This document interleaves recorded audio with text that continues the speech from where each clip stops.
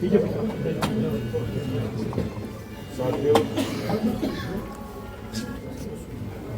आप सबने देखा और आज के ऐतिहासिक दिन के गवाही बने।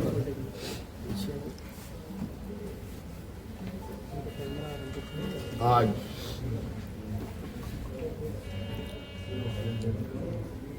भव्य शपथ ग्रहण के बाद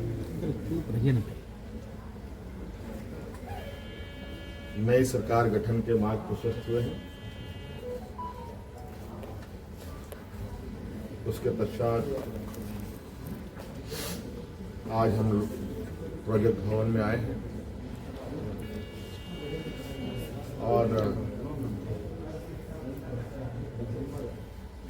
बहुत सारे बिंदुओं के साथ पदाधिकारियों को निर्देश भी दिया गया। उनमें से कुछ महत्वपूर्ण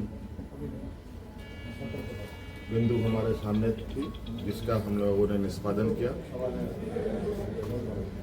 आप सब लोगों ने देखा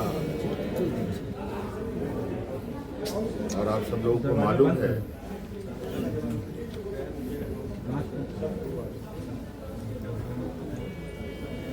कि केंद्र सरकार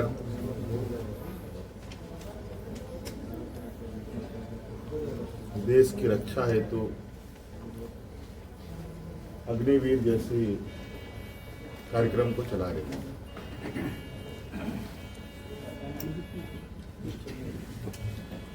उस विषय को लेकर कई सवाल हैं नौजवानों के भविष्य को लेकर,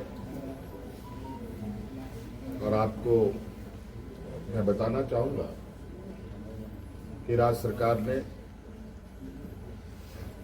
हम लोगों ने पहले ही ये निर्णय लिया था कि झारखंड राज्य के जो भी नौजवान अग्निवीर में शामिल होंगे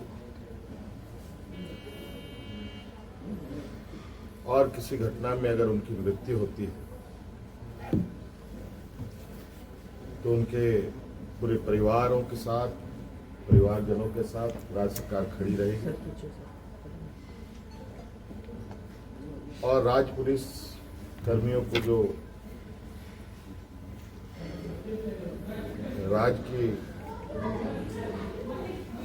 किसी घटना में मृत्यु होने पर जो सहायता सहयोग सरकार देती है, वही सहयोग अग्निवीर के परिजनों को भी दे होगा।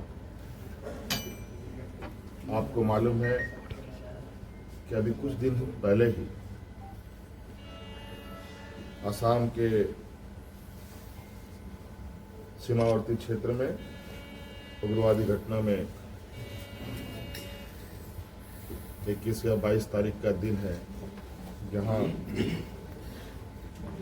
झारखंड का एक नौजवान चंदन क्यारी, बोकारो जिले का एक क्षेत्र है, वहाँ का एक नौजवान अर्जुन महतो जो वीर गति को प्राप्त हुआ, उनको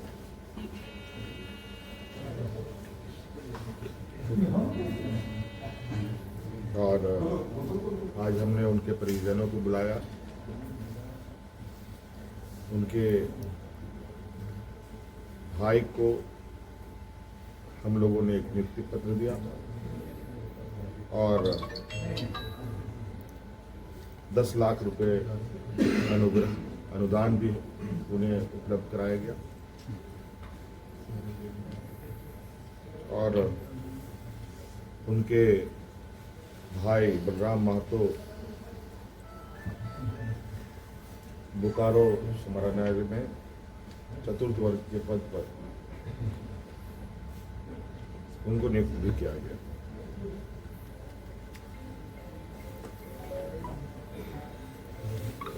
लगभग मुझे लगता है इस घटना को हुए हफ्ता दिन हुआ होगा और हमारी कोशिश थी कि अविलंब उनको ये सहायता उपलब्ध कराया जाए, क्योंकि आप सबको मालूम है कि राज्य में आचार संहिता लागू था।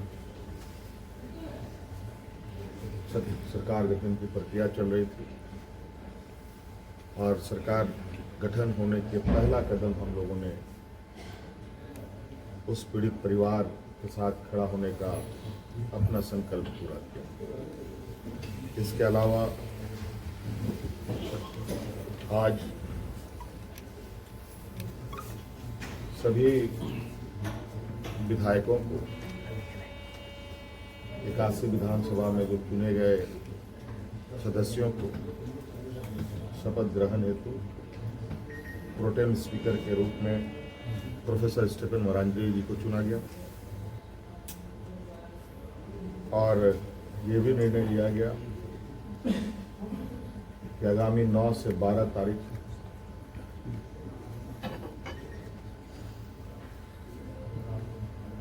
सरकार का प्रथम सत्र आहूत होगा और ये भी निर्देशित किया गया कि जो हमने निर्णय लिया था कि मैया सम्मान योजना के तहत दिसंबर माह से महिलाओं के खाते में 2,500 रुपये देने का, उसे भुगतान किया जाएगा प्रति माह। केंद्र सरकार में हमारा जो बकाया है 1,36,000 करोड़ रुपया,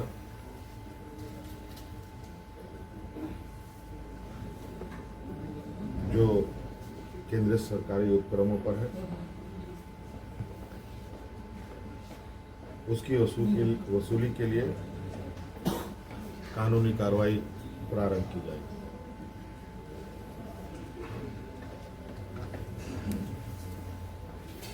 आपको पता है ये राज्य देश का सबसे पिछड़ा राज्य है। यहाँ पर सामाजिक सुरक्षा, सोशल सिक्योरिटी अत्यंत महत्वपूर्ण और आवश्यक है। इसके तहत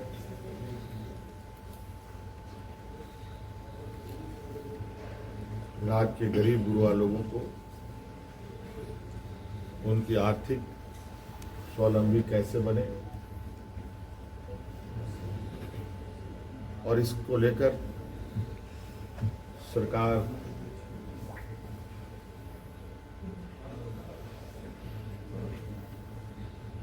को अपनी आय बढ़ाने की आवश्यकता होगी। इसके लिए नए स्रोत खोजे जाएंगे। खनन क्षेत्र में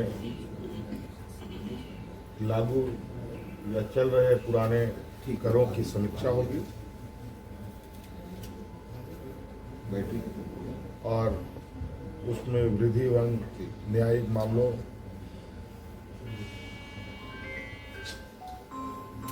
जो लंबित है उन सबको त्वरित गति से खत्म किया जाएगा।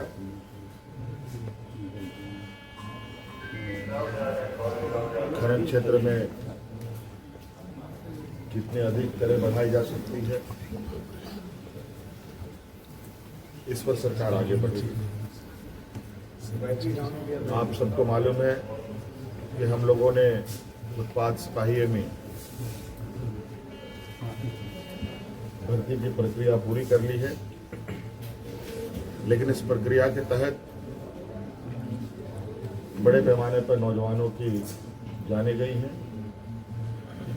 जो बहुत ही दुखद घटना के रूप में हमारे सामने आया है।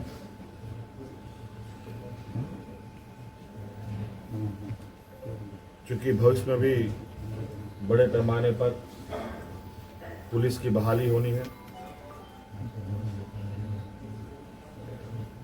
इसलिए अविलंब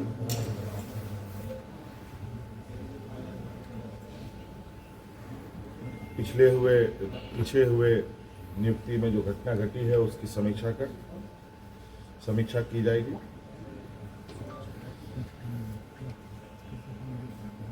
राज्य में सभी पदों पर नियुक्ति के लिए जेपीएससी और जेएसएससी तथा अन्य प्राधिकार